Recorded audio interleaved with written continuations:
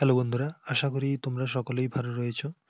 তো আজকে আমরা যেটা নতুন স্টার্ট করতে চলেছি সেটা হচ্ছে গিয়ে ক্র্যাক পুলিশ সার্ভিস যে বইটি রয়েছে সেটা তোমরা সকলেই জানো যে যতজন আজ পর্যন্ত ডাব্লিউবিপি কেপি সিলেক্টেড হয়েছে তাদের মধ্যে বেশিরভাগই এই ক্র্যাক পুলিশ সার্ভিস এই বইটি অবশ্যই পড়েছে তারা, ঠিক আছে? এই বইটি অবশ্যই তারা পড়েছে।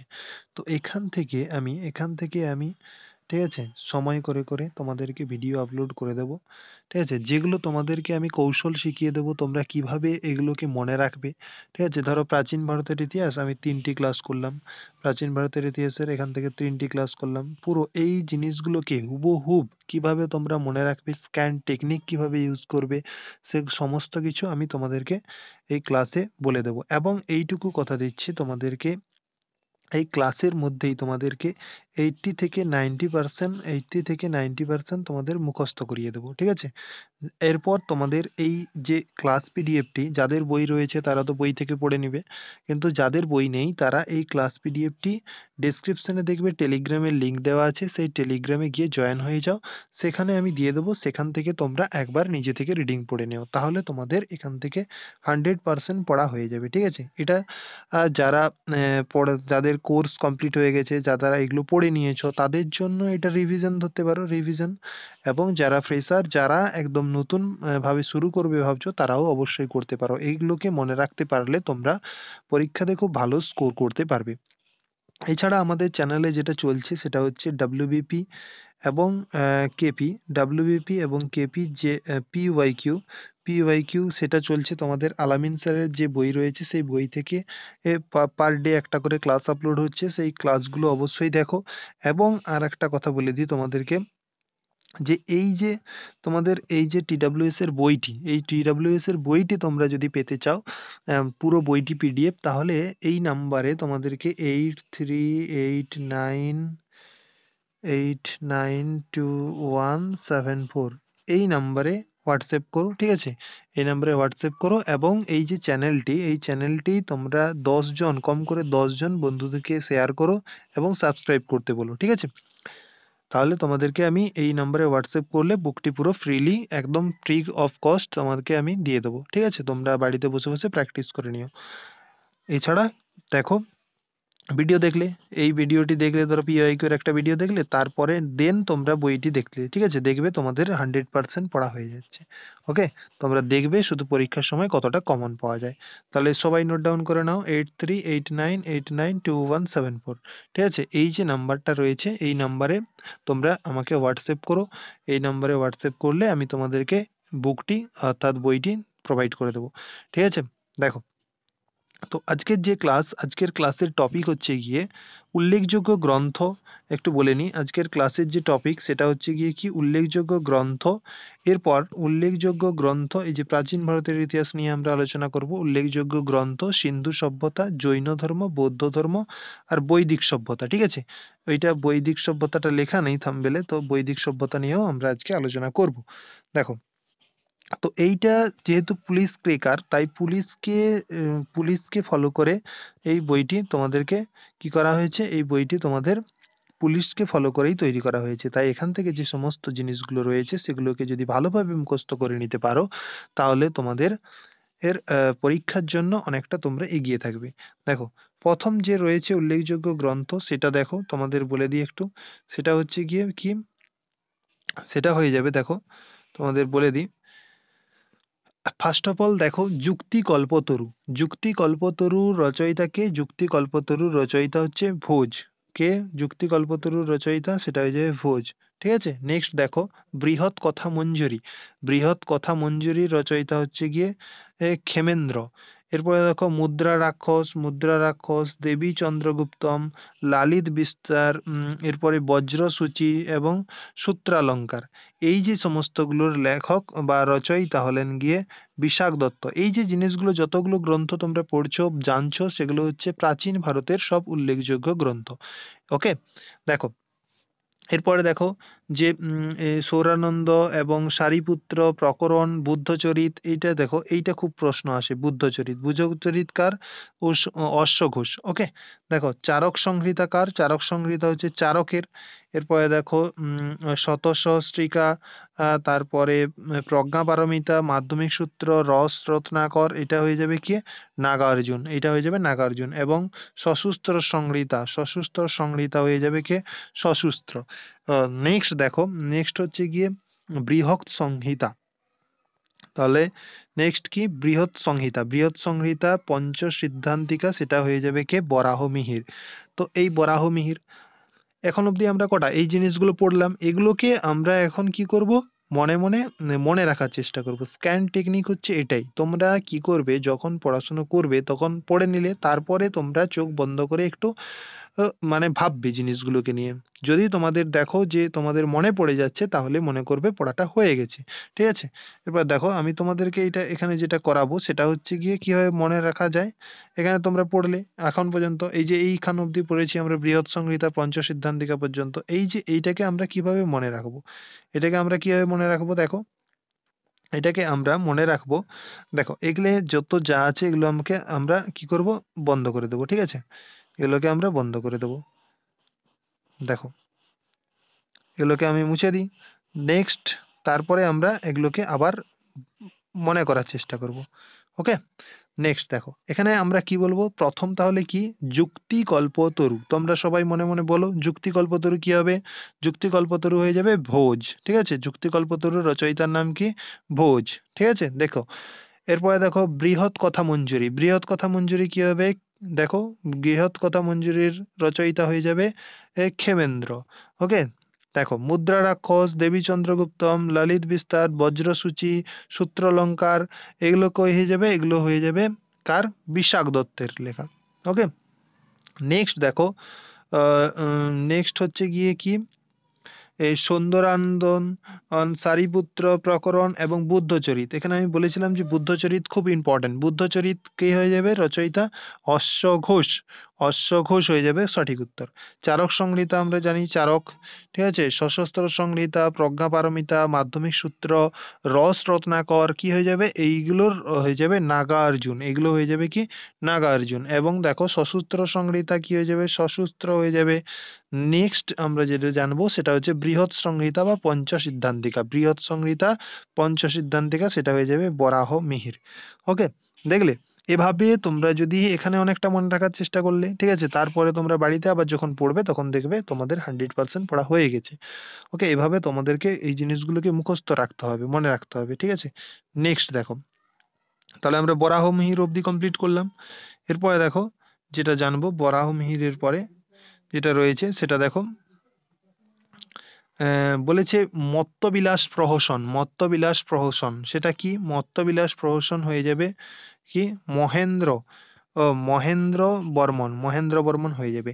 দান সাগর, অদ্ভুত সাগর, এইগুলো তোমাদের জন্য খুব ইম্পর্টেন্ট। দান সাগর, অদ্ভুত সাগর, উত্তর সাগর, তারপরে প্রতিষ্ঠা সাগর, এগুলো কি বল্লাল সেন, এটা বারবার পরীক্ষায় আসে দেখবে, বল্লাল সেন, দান সাগর, অদ্ভুত সাগর কার লেখা, বন্ধু বল্লাল সেন। এছাড়া দেখো রামচরিত, রামচরিত কি হবে সন্ধ্যাকর নন্দী। এরপরে দেখো প্রবন্ধুত, প্রবন্ধুত কি হয়ে যাবে ধৈ, তাহলে প্রবন্ধুত কার, সেটা হয়ে যাবে ধৈ। ঠিক আছে, আবার আমরা সেইভাবে মনে রাখার চেষ্টা করব। ওকে, তাহলে চলে এসো আমরা আবার সেইভাবে মনে রাখার চেষ্টা করব। হুম, বন্ধ করে দেবো সব। হ্যাঁ, ব্যাস, দেখো তাহলে মত্তবিলাস প্রহসন কি হবে, মত্তবিলাস প্রহসন হয়ে যাবে মহেন্দ্র বর্মন। ওকে, দান সাগর অদ্ভুত সাগর কার, দান সাগর অদ্ভুত সাগর বল্লাল সেন। নেক্সট রামচরিত কি হয়ে যাবে, রামচরিত দেখো রামচরিত, রামের যে পুজো, রামটা রাম হচ্ছে একজন ভগবানের নাম, তাহলে এইটা সন্ধ্যাবেলা আমরা পুজো করে থাকি, তাহলে আমরা বলতে পারি যে সন্ধ্যাকর নন্দী। পবনদূত কি হয়ে যাবে, পবনদূত হয়ে যাবে ধৈ। ওকে, নেক্সট আমরা দেখো, নেক্সট আমরা আরো কয়েকটা মনে রাখার চেষ্টা করব। সেটা হচ্ছে গিয়ে দেখো এইগুলো, এইগুলোকে আমরা মনে রাখার চেষ্টা করব। দেখো কি বলেছে, দেখো যে চন্দ্রচূড় চরিত, চন্দ্রচূড় চরিত কার, চন্দ্রচূড় চরিত সেটা হয়ে যাবে উমাপতি ধর। পঞ্চতন্ত্র রচয়িতাকে বিষ্ণু শর্মা, পঞ্চতন্ত্র রচয়িতা বিষ্ণু শর্মা। তারপরে দেখো দায়ভাগ, দায়ভাগকে জিমুত বাহন, জিমুত বাহন। ঠিক আছে, এরপরে দেখো মিলিন্দ পঞ্চহ, মিলিন্দ পঞ্চহ কি হয়ে যাবে? নাগসেন। ঠিক আছে, মহাভাষ্য কি হয়ে যাবে? পতঞ্জলি। মহাভাষ্য কি হয়ে যাবে? পতঞ্জলি। এরপরে দেখো, ও রত্নাবলী, প্রিয়দর্শিকা, নাগানন্দ, এগুলো কি হয়ে যাবে? হর্ষবর্ধন। এইগুলো খুব আসে, এই যে রত্নাবলী, প্রিয়দর্শিকা, নাগানন্দ, যেগুলো আমি ইম্পর্টেন্ট বলছি সেগুলোকে অবশ্যই মনে রাখবে। ঠিক আছে, এরপরে দেখো অষ্টাধ্যায়ী কি? অষ্টাধ্যায়ী হয়ে যাবে পানিনি। নেক্সট দেখো অভিজ্ঞান শকুন্তলম, মেঘদূতম। ঠিক আছে, এই যে এই দুটো, অভিজ্ঞান শকুন্তলম, মেঘদূতম, কুমার সম্ভ্রম। ঠিক আছে, এই জিনিসগুলো কি হয়ে যাবে? সেগুলো হয়ে যাবে তোমাদের কালিদাস। ওকে, কালিদাস। তাহলে আমাদের এগুলোকে আমরা মনে রাখার চেষ্টা করব। তাহলে আমরা সেম ভাবে এগুলোকে আগে বন্ধ করে দিই, তারপরে আমরা মনে রাখার চেষ্টা করব। ঠিক আছে,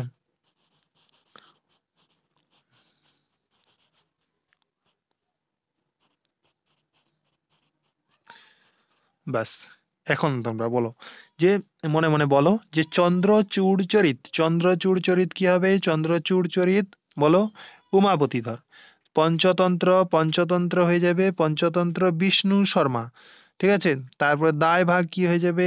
দায় ভাগ হয়ে যাবে জিমুদ বাহন, জিমুদ বাহন। এরপরে মিলিন্দ পঞ্চহ কি হয়ে যাবে? মিলিন্দ পঞ্চহ হয়ে যাবে কি? নাগসেন। নেক্সট দেখো কি, এই মহাভাষ্য, মহাভাষ্য কি হবে? মহাভাষ্য হয়ে যাবে পতঞ্জলি। নেক্সট হচ্ছে রত্নাবলী, প্রিয়দর্শিকা, নাগানন্দ, এগুলো কি হয়ে যাবে? হর্ষবর্ধন। এরপরে দেখো অষ্টাধ্যায়ী, অষ্টাধ্যায়ী কি হয়ে যাবে? অষ্টাধ্যায়ী হয়ে যাবে পানিনি। নেক্সট হয়ে যাবে দেখো অভিজ্ঞান শকুন্তলম, এবং অভিজ্ঞান শকুন্তলম এবং মেঘদূত, এগুলো কি হয়ে যাবে? কালিদাস। ঠিক আছে, এভাবে তোমাদেরকে মনে রাখা যাবে সুন্দরভাবে। ঠিক আছে, এরপরে দেখো আর তিনটে আমাদেরকে মনে রাখতে হবে, সেটা হচ্ছে স্বপ্ন বাসদত্তম, এরপরে কথাসারিত সাগর এবং মৃচ্ছকটিকম। এর মধ্যে তোমাদের মৃচ্ছকটিকমটা বারবার পরীক্ষায় তোমরা দেখতে পাবে। এই মৃচ্ছকটিকম, মৃচ্ছকটিকম কার? শূদ্রক রচয়িতা। ঠিক আছে, এবার কথাসারিত সাগর সেটা হয়ে যাবে সোমদেব, এবং স্বপ্ন বাসদত্তম কি হয়ে যাবে? ভাস। স্বপ্ন বাসদত্তম হয়ে যাবে ভাস। তাহলে এগুলোকে আমরা এখন মনে রাখার চেষ্টা করব। মনে রাখতে গেলে আমাদেরকে এগুলোকে বন্ধ করতে হবে। ঠিক আছে, বন্ধ করতে হবে, তারপরে আমরা বলবো। ব্যাস, বলো। স্বপ্ন বাসদত্তম কি হবে? স্বপ্ন বাসদত্তম হয়ে যাবে ভাস। ঠিক আছে, তারপরে কথাসারিত সাগর রাম সোমদেব বেরিয়ে গেছে। মৃচ্ছকটিকম কি হয়ে যাবে? মৃচ্ছকটিকম শূদ্রক। ওকে, নেক্সট দেখো। নেক্সট আমরা এগুলো কয়েকটা বেশ, এইগুলোর মধ্যে তোমাদের পরীক্ষায় আসার প্রবণতা প্রচুর। এরপরে দেখো যেটা আমাদের জানতে হবে সেটা হচ্ছে কি, যে সিন্ধু সভ্যতার আবিষ্কৃত কিছু মূল স্থান। সিন্ধু সভ্যতা, এরপরে আমরা সিন্ধু সভ্যতায় চলে এসেছি। এই সিন্ধু সভ্যতার কিছু উল্লেখযোগ্য জিনিস আমাদেরকে মনে রাখতে হবে। ঠিক আছে, সেই উল্লেখযোগ্য জিনিসের মধ্যে যেটা হচ্ছে গিয়ে, যে এই যে হরপ্পা, হরপ্পার আবিষ্কার কত সালে হয়েছিল এবং আবিষ্কর্তা কে ছিলেন? আবিষ্কার কত সালে হয়েছিল এবং আবিষ্কর্তা কে ছিলেন? ওকে, এরপরে দেখো আমরা তাহলে আগে পড়ে নিই ব্যাপারগুলো। দেখো, আবিষ্কার, হরপ্পা সভ্যতার আবিষ্কার কত হয়েছিল? 1921, 1921-এ হরপ্পা সভ্যতার আবিষ্কার হয়েছিল। কে আবিষ্কর্তা ছিলেন? দয়ারাম সাহানি, দয়ারাম সাহানি। মহেঞ্জোদারো কি হয়ে যাবে? মহেঞ্জোদারো 1922 কি হয়ে যাবে?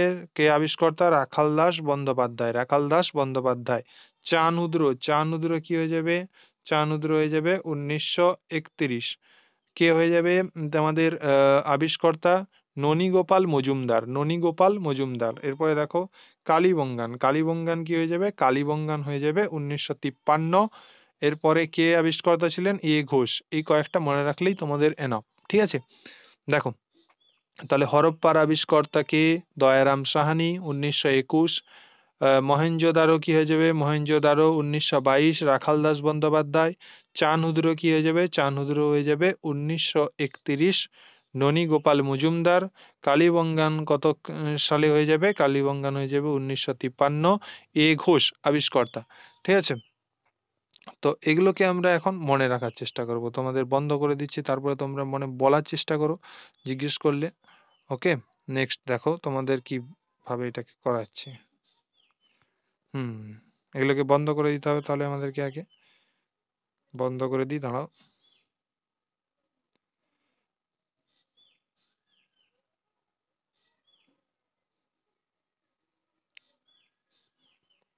হুম, এখন বলো। হরপ্পা সভ্যতা। হরপ্পা সভ্যতার কি হয়ে যাবে আবিষ্কারের সময়, আবিষ্কার কত সালে আবিষ্কৃত হয়েছিল হরপ্পা সভ্যতা? হরপ্পা সভ্যতা বলো 1921-এ। ঠিক আছে, এ নিয়ে কে আবিষ্কার করেছিলেন? দয়ারাম সাহানি। ঠিক আছে, এরপরে মহেঞ্জোদারো কত হয়েছিল? 1922-এ। কে আবিষ্কার করেছিলেন?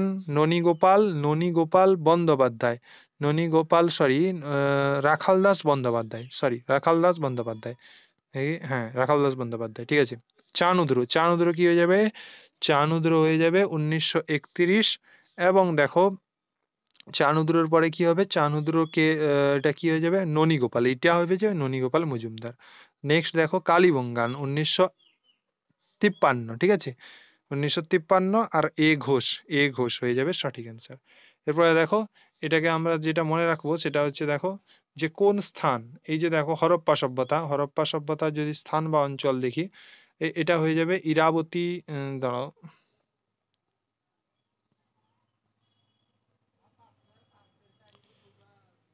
ইরাবতী নদীর তীরে, পূর্ব তীরে, বাম তীরে পাকিস্তানের পাঞ্জাব প্রদেশের এর মান্টোগোমারি জেলায়, যেটা এখানে বৃহৎ স্নানাগার রয়েছে।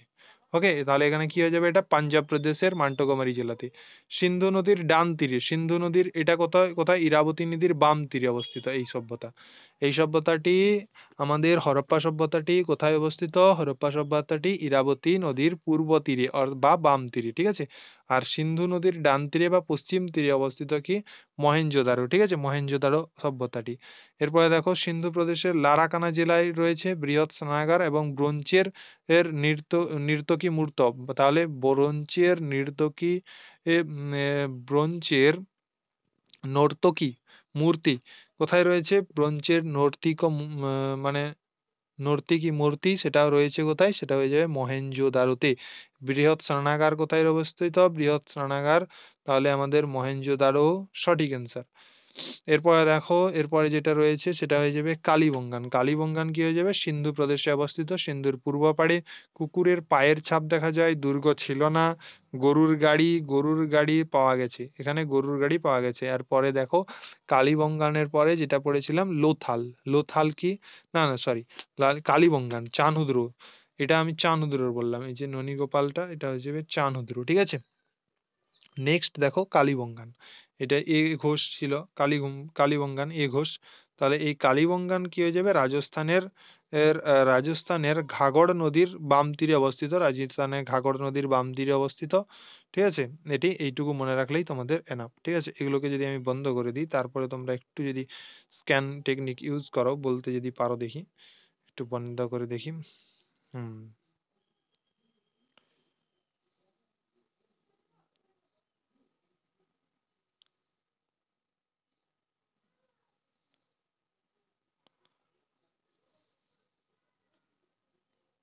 একটু বলার চেষ্টা করো। হ্যাঁ, দেখো ফার্স্ট আমরা পড়েছি হরপ্পা সভ্যতা। হরপ্পা সভ্যতার আবিষ্কার হয়েছিল 1921-এ। আবিষ্কর্তা কে ছিলেন? দয়ারাম সাহানি। এটি জানবো যে ইরাবতী, এখানে আমরা কোন নদীর কথা পাওয়া যায়? ইরাবতী নদী। ইরাবতী নদীর কোন দিকে? পূর্ব তীরে বা বাম তীরে যদি বলি। কোথায় অবস্থিত? পাকিস্তানের পাঞ্জাব প্রদেশের মান্টোগোমারি জেলাতে। কোথায়? পাকিস্তানের পাঞ্জাব প্রদেশের মান্টোগোমারি জেলাতে। ওকে, দেখো একটু একটু করে মনে থাকছে। তারপরে দেখো মহেঞ্জোদারো। মহেঞ্জোদারো কি হবে? আবিষ্কারের সময় হয়ে যাবে 1922। আবিষ্কর্তা কে ছিলেন? রাখালদাস বন্দ্যোপাধ্যায়। এখানে আমরা কোন নদীর কথা পাই যাই? এখানে আমরা সিন্ধু নদীর কথা পাই। তো সিন্ধু নদীর কোন দিকে রয়েছিল? এটা ডান তীরে অবস্থিত। ঠিক আছে, সিন্ধু প্রদেশের তাহলে লারাকানা জেলাতে। এখানে কি পড়েছিলাম আমরা? যে নর্তকী মূর্তি পাওয়া গিয়েছিল, এবং এখানে বৃহৎ স্নানাগার দেখা গিয়েছিল, এবং কি ব্রোঞ্জের মূর্তি পাওয়া গেছিল। ঠিক আছে। হ্যাঁ, হ্যাঁ, এই যে দেখো। ঠিক আছে। তারপরে দেখো, এরপরে আমরা কি পড়েছিলাম? চানুদুরো কত সালে? তাহলে চানুদুরো হয়ে যাবে 1931 খ্রিস্টাব্দে। আবিষ্কর্তা কে ছিলেন? ননীগোপাল মজুমদার। তাহলে এটি এখানে কোন প্রদেশের কথা রয়েছে? তাহলে এখানে সিন্ধু প্রদেশের কথা রয়েছে। এখানে আমরা কুকুরের পায়ের ছাপ পাই। হ্যাঁ, এখানে কি আবার কি দুর্গ কোনো ছিল না। ওকে। এরপরে দেখো গরুর গাড়ির কথাও পাওয়া গেছিল, এটাও জানতে হবে আমাদেরকে। এরপরে দেখো কালীবঙ্গানে কি ছিল? রাজস্থানে ঘরঘরা নদীর বাম তীরে অবস্থিত। হ্যাঁ, এটাকে তোমাদের মনে রাখতে হবে। ওকে, নেক্সট দেখো, এইগুলো আমরা মনে রাখবো। লোথাল, এখানে আবিষ্কারক পড়ে না, সালগুলো এখানে মনে রাখবে। এই লোথালটা মনে রাখো, যে লোথালটা আবিষ্কর্তাকে এস.আর. রাও, এস.আর. রাও মনে রাখবে তোমরা, এস.আর. রাও আবিষ্কর্তা। কত খ্রিস্টাব্দ লোথাল? 1953-তে, 1953-তে আবিষ্কার হয়েছিল। বানুয়ালি 1974-এ, মেহেরগড় 1974-এ, ধলভিরা 1998-তে, 1998-তে। এই সালগুলো তোমাদেরকে মনে রাখতে হবে। নেক্সট দেখো, তোমরা যেটা করবে সেটা বলে দিই। হুম, তাহলে এগুলোকে মনে রাখবে তোমরা, কি করে মনে রাখবে দেখো। বলো, লোথাল, লোথাল, লোথাল আমরা কি, লোথাল কত সাল? লোথাল 1953, 1953, এস.আর. রাও। ওকে, এরপরে বানুয়ালি 1974, 1974। ওকে, এরপরে মেহেরগড়ও 1974। এরপরে দেখো ধোলাভিরা, ধোলাভিরাও 1974, সরি 1998। নেক্সট এদিকে আমরা দেখব, আমরা কতদূর দেখেছিলাম? এরপরে দেখো এইটা দেখবো। এখানে একটু আমরা পড়ে নিই ব্যাপারগুলো। দেখো, এখানে আমরা কি লোথাল পড়লাম। লোথাল তাহলে কোথায়? গুজরাটের সবরমতী, গুজরাটের আমরা সবরমতী নদীর তীরে, গুজরাটের সবরমতী এবং ভোগাভা নদীর মিলনস্থলে কাম্বে খাম্বেত উপসাগরে এটি রয়েছে। এটি একটি সামুদ্রিক বন্দর। এটা কোথায় অবস্থিত? হরিয়ানাতে। এটা মনে রাখবে তোমরা, ঠিক আছে? বানোয়ালি হরিয়ানা, বানোয়ালি হরিয়ানা, বানোয়ালি হরিয়ানা। মেহেরগড়, মেহেরগড় কি মনে রাখবে? বালুচিস্তান, মেহেরগড় বালুচিস্তান, মেহেরগড় বালুচিস্তান। নেক্সট হচ্ছে তোমাদের ধোলাভিরা, ধোলাভিরা গুজরাট, ধোলাভিরা গুজরাট, ঠিক আছে? এই যে গুজরাট, এরপরে বালুচিস্তান, ঠিক আছে? এই জিনিসগুলো তোমাদেরকে মনে রাখতে হবে। নগর পরিকল্পনা, এগুলো তোমাদের মনে রাখলেই এনাফ, ঠিক আছে? নেক্সট দেখো, নেক্সট আমরা দেখব যে আর্য সভ্যতা বা বৈদিক সভ্যতা। আর্য সভ্যতা বা বৈদিক সভ্যতা, তার ঋগ বৈদিক যুগ কোন যুগটাকে বলা হয়? ঋগ বৈদিক যুগ 1500 থেকে 1000 খ্রিস্টপূর্বাব্দ। ঠিক আছে, এরপর দ্বিতীয় দশা যেটা ছিল 1000 থেকে 600 খ্রিস্টপূর্বাব্দ বা পরবর্তী বৈদিক যুগ। এরপরে যেগুলো তোমাদের জন্য ইম্পর্টেন্ট সেটা হচ্ছে গিয়ে বৈদিক যুগে ব্যবহৃত শব্দ, বৈদিক যুগে ব্যবহৃত শব্দ। এই যে বৈদিক যুগে যে সমস্ত শব্দগুলো ব্যবহার করা হয়েছে সেই শব্দগুলোকে তার মিনিং তোমাদেরকে মনে রাখতে হবে, মিনিং। ওকে, এই যে দেখো, এই যে যে শব্দগুলো ব্যবহার করা হয়েছে এই শব্দগুলো তোমাদেরকে মিনিং মনে রাখতে হবে। দেখো, প্রথমে আমরা দেখি যে ব্রজপতি, ব্রজপতি ব্রজের প্রধান, ব্রজ্রের প্রধান। কুলপা কি বলা হয়? পরিবার বা কুলের প্রধানকে। গ্রামানি কাকে বলা হয়? গ্রামের প্রধানকে। স্পা কি? হচ্ছে গুপ্তচর। আয়স বা এফাস হয়ে যাবে এক ধরনের মুদ্রা। বৃষি বা ব্রিহি হয়ে যাবে ধান বা শস্য, ঠিক আছে? এগুলো। এরপরে দেখো, এই যে সেনানি, সেনানি কথার অর্থ হচ্ছে সেনাপতি, সেনানি হচ্ছে সেনাপতি, কথার অর্থ হচ্ছে সেনাপতি। এগুলোকে আমাদেরকে আবার মনে রাখবো, দেখি কতটা মনে রইলো। দেখো, বন্ধ করে দিই একটু, তোমরা একে একে মনে মনে বলতে শুরু করো, উপর থেকে হোক নিচ থেকে হোক তোমরা বলতে শুরু করো। দেখো, তাহলে সেনানি কি হয়ে যাবে? সেনাপতির সেনানির সেনাপতি। ব্রজপ্রতি ব্রজের প্রধান। কুলপা কি হয়ে যাবে? কুলপা হয়ে যাবে আমাদের পরিবার বা কুলের প্রধান। গ্রামানি কি হয়ে যাবে? গ্রামানি গ্রামের প্রধান। স্পা কি হয়ে যাবে? স্পা হচ্ছে গুপ্তচর। আয়স বা আয়স বা আফাস কি হয়ে যাবে? এক ধরনের মুদ্রা বা লোহা যদি বলতে পারো। বিহি বা বৃষি কি হয়ে যাবে? ধান বা শস্য। ওকে, দেখো,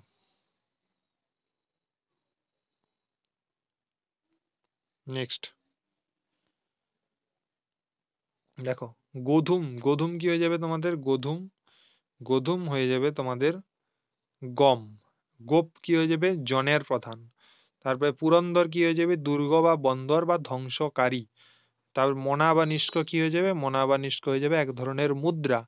এরপরে অঘ্ন, অঘ্ন কি হয়ে যাবে? গরু, ঠিক আছে? এরপরে কি?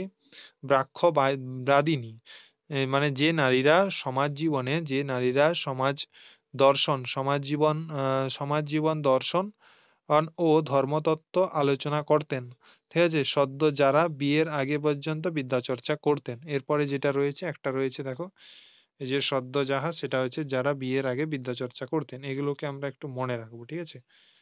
এগুলোকে যদি আমি একটু মনে রাখার চেষ্টা করি, সেটা হয়ে যাবে, দেখো আমাদেরকে বন্ধ করে নিতে হবে এগুলোকে। তারপরে তোমরা নিজে থেকে বলতে শুরু করো একদিক থেকে।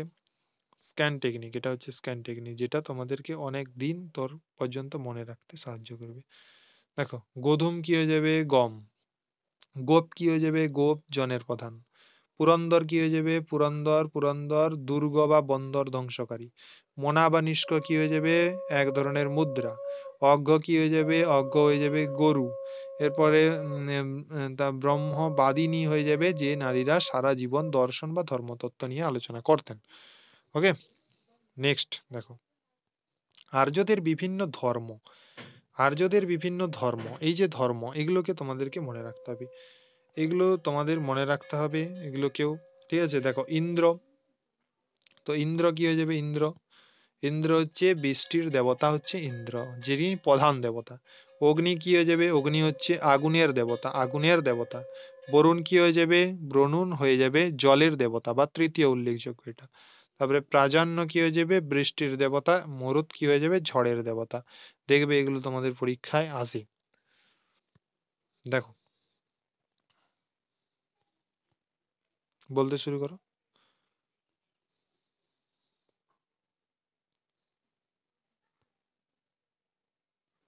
হুম, ইন্দ্র তাহলে কি? ইন্দ্র বৃষ্টির দেবতা বা প্রধান দেবতা। অগ্নি কি? অগ্নি আগুনের দেবতা। বরুণ কি? জলের দেবতা, ঠিক আছে? আর প্রাজান্য হয়ে যাবে বৃষ্টির দেবতা, এবং মারুত হয়ে যাবে ঝড়ের দেবতা। ওকে, নেক্সট আমরা পৌঁছে যাব প্রতিবাদী আন্দোলন, অর্থাৎ জৈন ধর্ম এবং বৌদ্ধ ধর্ম, ঠিক আছে? প্রতিবাদী আন্দোলন, জৈন ধর্ম এবং বৌদ্ধ ধর্মে আমরা পা দেব, ঠিক আছে? এখানে ওয়ান লাইনার হিসাবে বেশ কিছু জিনিস তোমাদেরকে মনে রাখতে হবে, সেটা দেখে নাও। দেখো,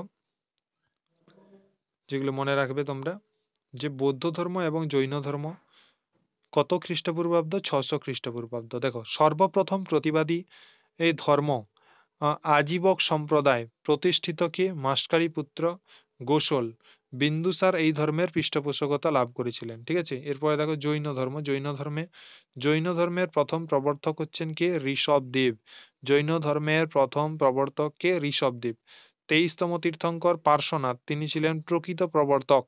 এবং দেখো 24তম বা শেষ তীর্থঙ্কর কে ছিলেন? বর্তমান মহাবীর, ঠিক আছে, যিনি ছিলেন প্রধান প্রবর্তক।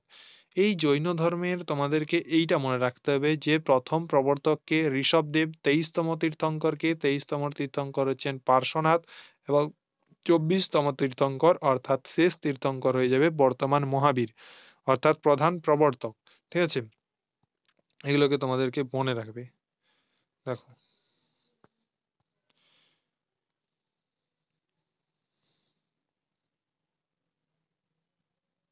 হুম, দেখো তাহলে কি, জৈন ধর্মের প্রথম প্রবর্তককে ঋষভদেব, 23তম তীর্থঙ্করকে, 23তম তীর্থঙ্কর হয়ে যাবেন পার্শ্বনাথ প্রকৃত প্রবর্তক। হ্যাঁ, শেষ তীর্থঙ্করকে বর্তমান মহাবীর, প্রথম প্রবর্তক। ওকে, নেক্সট দেখো, মহাবীর সম্পর্কে একটু জেনে নেব। মহাবীর, মহাবীর কি? মহাবীর তাহলে আমরা কি জানলাম এক্ষুনি? মহাবীর, বর্তমান মহাবীর হচ্ছেন গিয়ে 24তম তীর্থঙ্কর বা শেষ তীর্থঙ্কর মহাবীর। এই মহাবীর সম্পর্কে জানলে আমরা যেটা জানবো সেটা হচ্ছে গিয়ে, দেখো, যে বৈশালী জেলার কুন্দগ্রামে তার জন্ম, বর্তমানে মজফরপুর জেলার আর বাসার গ্রাম, ঠিক আছে? এবং দেখো, মহাবীরের পিতৃদত্তর নাম ছিল বর্ধমান, এটা খুব ইম্পর্টেন্ট। তিনি তিনি কি করতেন?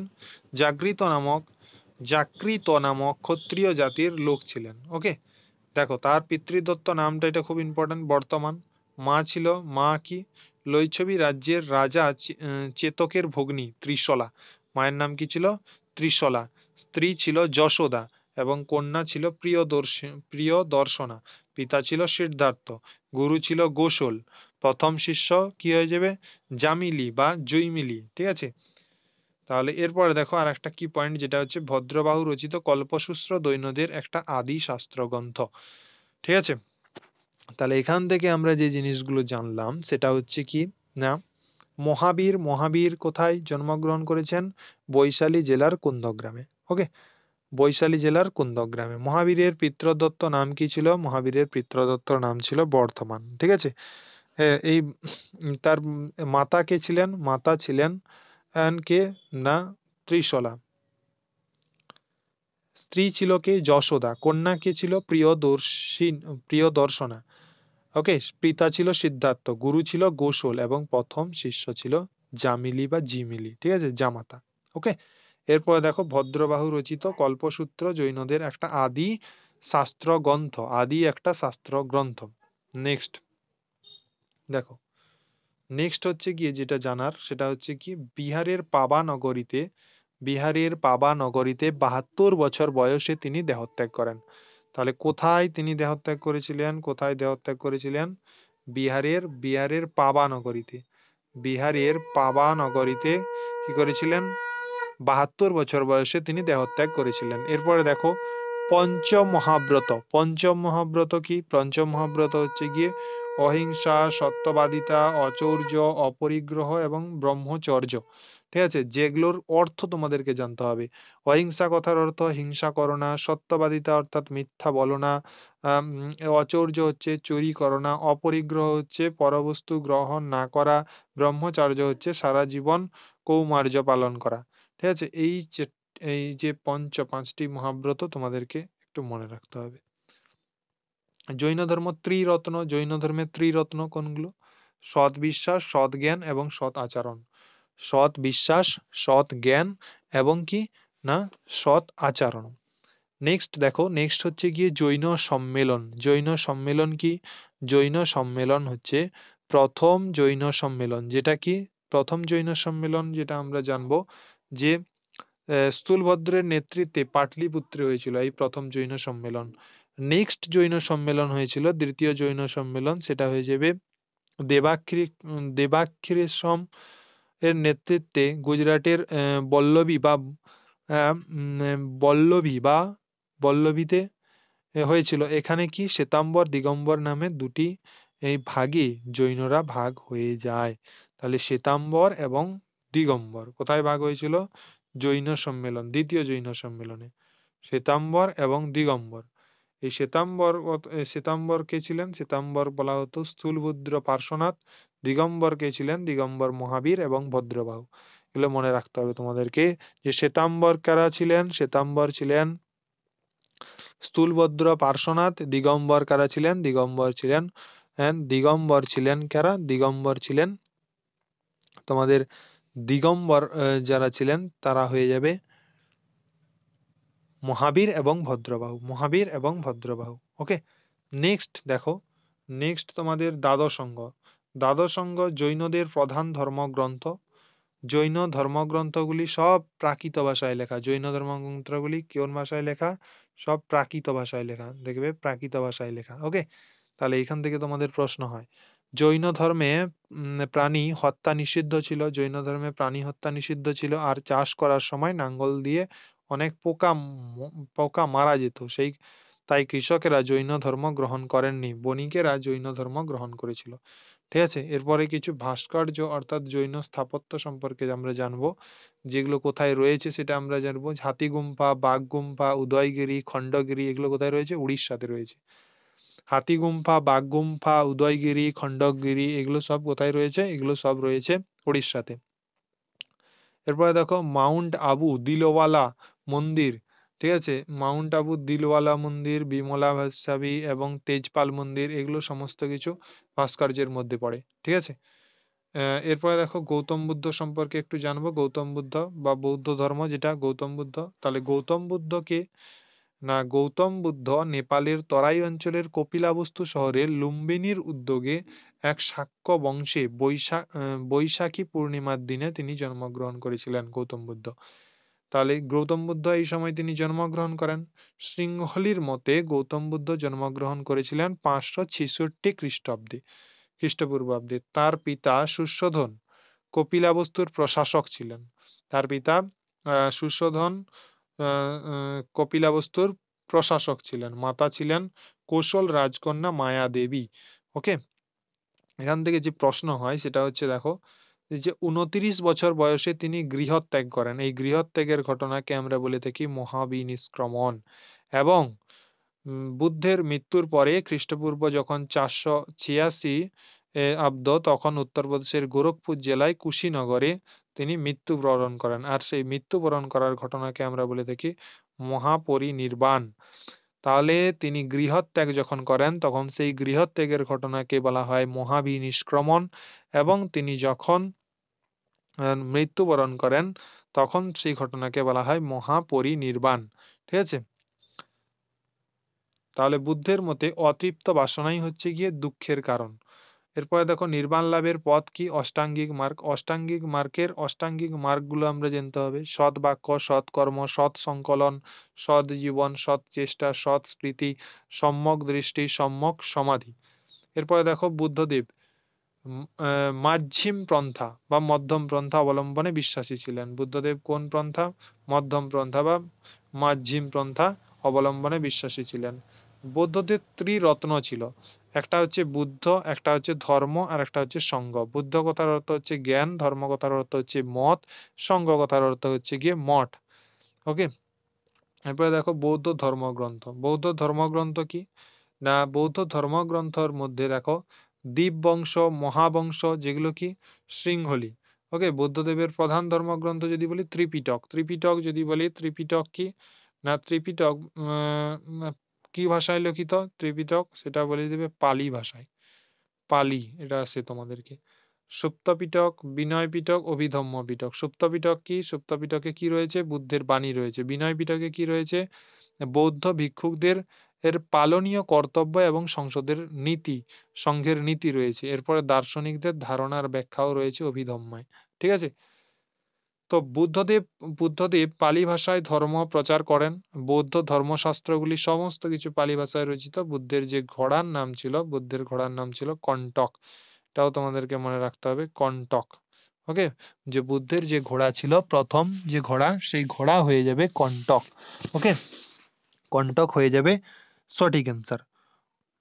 এরপরে দেখো তোমাদের আমি একটা বলে দিই, যেটা পিডিএফটা নেওয়া হয়নি, সেটা হচ্ছে বৌদ্ধ সম্মেলন, তার সময়কাল, শাসক এবং স্থান, এগুলো আমার তোমাদের একটা জানতে হবে। ধরো প্রথম যদি বলি, প্রথম সম্মেলন, প্রথম যেটা হয়েছিল, প্রথম হয়ে যাবে 483 খ্রিস্টপূর্বাব্দ।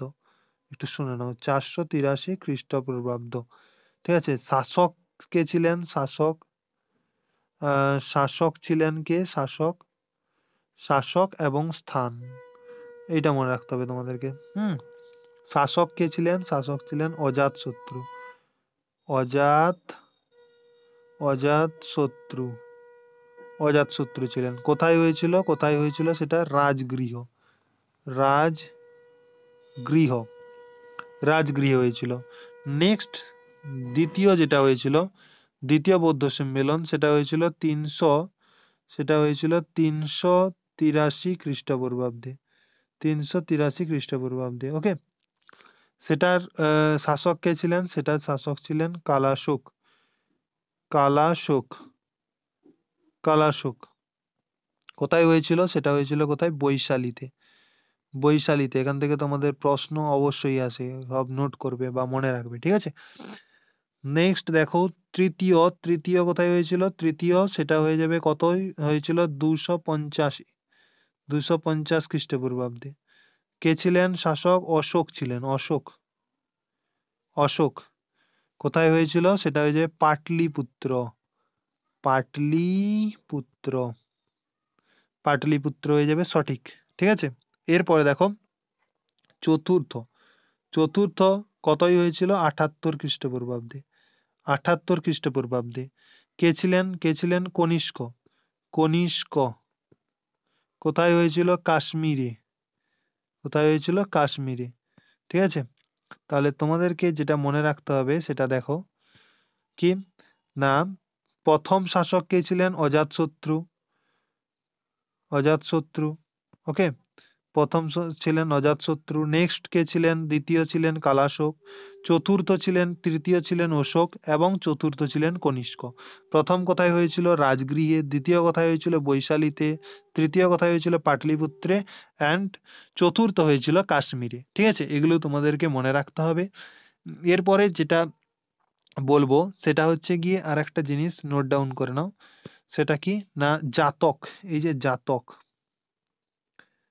জাতক জাতক হচ্ছে বুদ্ধের পূর্বে জন্মের কাহিনী। ঠিক আছে, জাতক কি? জাতক হচ্ছে বুদ্ধের পূর্ব জন্মের কাহিনী, পূর্ব জন্মের কাহিনী, কাহিনী যেটা কোন ভাষায় রচিত জানো? সেটা হচ্ছে আমাদের পালি ভাষায় রচিত। কোন ভাষায় রচিত? পালি ভাষা, পালি ভাষা। ওকে, এরপরে দেখো আরেকটা জিনিস টার্ম মনে রাখবে, যেটা হচ্ছে হিনজান। হিনজান, হিনজান, হিনজান। ঠিক আছে, হিনজান কি হবে? হিনজান হচ্ছে একমাত্র একমাত্র মগধ এবং শ্রীলঙ্কায় বিস্তার লাভ করেছিল। এটা কোথায় বিস্তার লাভ করেছিল যদি বলে, সেটা হয়ে যাবে আমাদের মগধ ও শ্রীলঙ্কায়, শ্রীলঙ্কায়। ঠিক আছে, এখানেই আমাদের পুরোটা কমপ্লিট হলো। বৌদ্ধ ধর্ম, জৈন ধর্ম, বৈদিক যুগ, সিন্ধু সভ্যতা, উল্লেখযোগ্য গ্রন্থ, এগুলো আমাদের কমপ্লিট হলো। ঠিক আছে, একবার তোমরা এই পিডিএফটি দেখে পড়ে নেবে, তাহলে তোমাদের 100% এখান থেকে পড়া হয়ে যাবে। নেক্সট আমরা যে ক্লাসে রিভিশন করব সেটা হচ্ছে রাজনৈতিক আধিপত্যের যুগ। আমরা আলোচনা করব ষোড়শ মহাজনপদ, ষোড়শ মহাজনপদ, ষোড়শ মহাজনপদ, ষোড়শ মহাজনপদের পরে আমরা হর্যাঙ্গ বংশ, শিশুনাগ বংশ, নন্দ বংশ, মৌর্য বংশ, বিন্দুসার, সমস্ত এই জিনিসগুলো নিয়ে আমরা আলোচনা করব। ঠিক আছে, লাস্টে যেটা বলবো সেটা হচ্ছে গিয়ে তোমরা যারা ডাব্লিউবিপি কেপি, ডাব্লিউবিপি এবং কেপি যে পিওয়াইকিউ সিরিজ চলছে, সেই সিরিজটি যারা দেখছো না তারা অবশ্যই সেটা দেখো। যেটা আলামিন স্যারের বই থেকে করানো হচ্ছে সেটা তোমরা দেখো, এবং সেই আলামিন স্যারের পুরো বইটি তোমরা যদি ফ্রি অফ কস্ট পেতে চাও, তাহলে তোমাদেরকে যেটা করতে হবে 8389892174 এই নম্বরে হোয়াটসঅ্যাপ করতে হবে, হোয়াটসঅ্যাপ করতে হবে। ঠিক আছে, এবং এই চ্যানেলটি তোমাদের প্রিয় বন্ধুদের 10 জনকে যারা পড়াশোনার সঙ্গে যুক্ত তাদেরকে সাবস্ক্রাইব করাতে হবে। তাহলে তোমরা এই নম্বরে যদি হোয়াটসঅ্যাপ করো, তোমরা অবশ্যই এটি পেয়ে যাবে। তো ক্লাসটি ভালো লাগলে অবশ্যই লাইক এবং কমেন্ট করে জানিও এবং সঙ্গে যুক্ত থাকো।